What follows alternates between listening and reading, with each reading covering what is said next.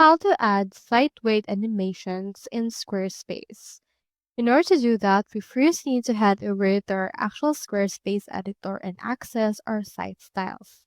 Click onto this icon right here, and then from in there, you should be able to open our site styles.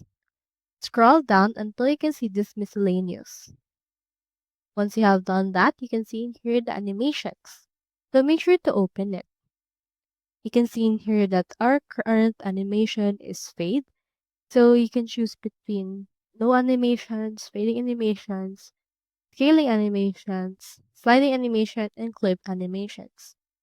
So from in there, just choose which one you actually want. Now in here, you can select the animation speed between slow, medium, and fast animation. Once you're done with everything, head over and then close this and save your changes. So that's all there is today, and I hope this video helped you out.